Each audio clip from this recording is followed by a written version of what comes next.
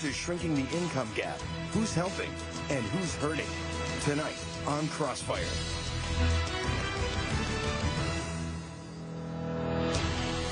Welcome to Crossfire. I'm Stephanie Cutter on the left. I'm Newt Gingrich on the right. In the Crossfire tonight, members of Congress who have very different answers for increasing our incomes. You know, I can't take it seriously when the president plants a new flag on a new promise to grow the middle class. This is a president who's presided over the worst economic recovery since the Great Depression, who's undone everything Bill Clinton and I did in the 1990s to end child poverty through welfare reform, who's suing Louisiana to prevent better schools for the poor, and whose energy policies ignore everything we've learned in North Dakota, where new oil technology is dramatically increasing incomes. The first answer to having a good, healthy middle class is having a good, healthy economy. And that's a sad fact.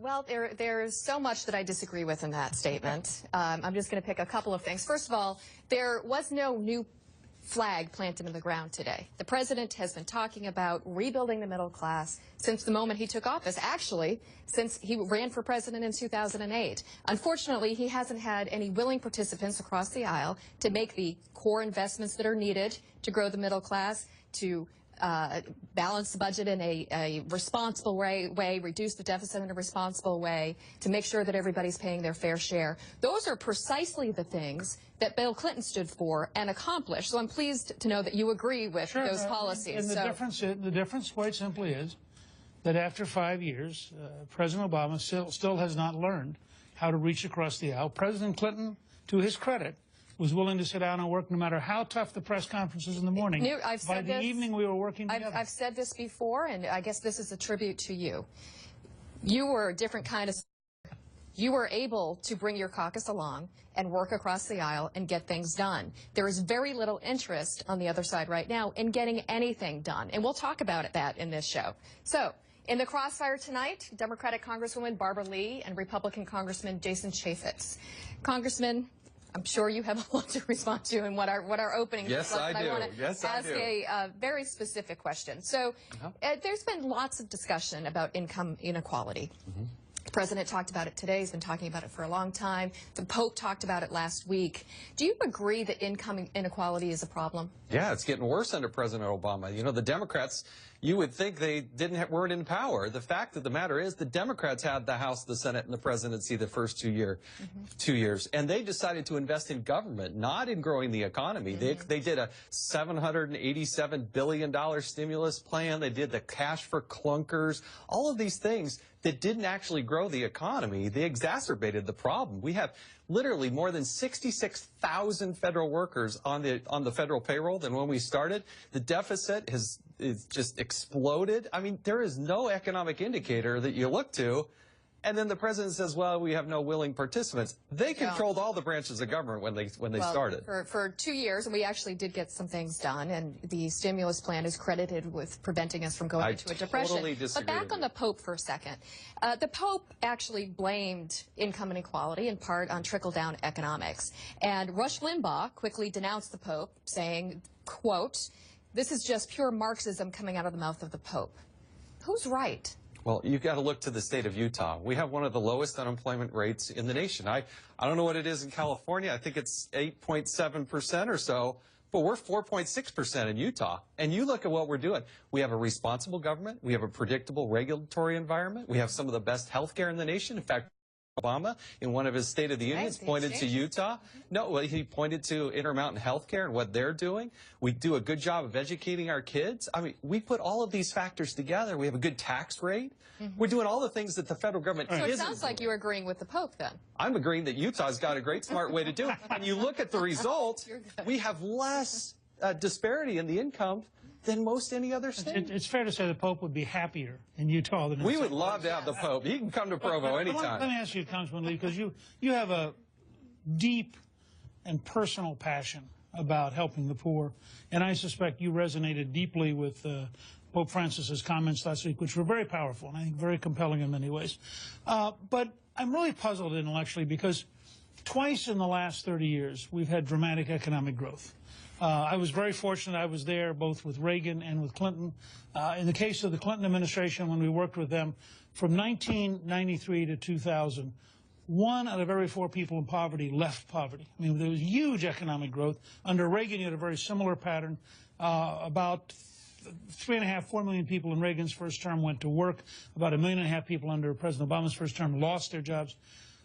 Why is it so hard to look at the things that have worked and adopt them and try to find a way to go back and look in the last 30 years and say, which of these pieces really worked?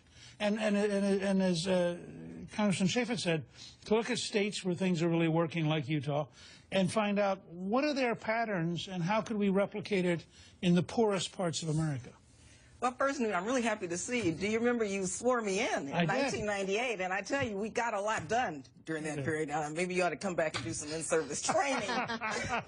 But I agree. You know, some parts. I remember those days. However, I remember and know exactly what works. And what works really has a lot to do with what's been, first of all, out of the Ryan budget. You looked at the Earned Income Tax Credit, you look at Head Start, you look at the expansion of Medicaid, you look at the safety net, which the president, to his credit, talked about today. But also, and I remember very clearly, that there was a surplus when President Clinton left. When President Bush came in, the 2 wars, and you talk about the Bush economic policies and the tax cuts for the wealthy, that surplus went down, down, down. When President Obama was elected, thank God he put forth the recovery plan, the American Recovery and Investment Act. Not one single Republican voted for it, but believe you me, it turned the economy around. And the president wanted Republican support. He compromised. He worked with Republicans. I wanted more into that recovery Act, and let me ask you one. And it worked. Let me ask you one specific idea, which I'll confess up front I have a personal interest in, just as an idea. We have spent $500 billion in the last 5 years on unemployment compensation. I would love to see that tied directly to training and learning programs so that we're willing to say to people, look, we'll help you for 99 weeks if needed, but we expect at a minimum you're going to get an associate's degree, you're going to get job training, you're going to come, this will become the largest workforce training program in the world. We spent $500 billion.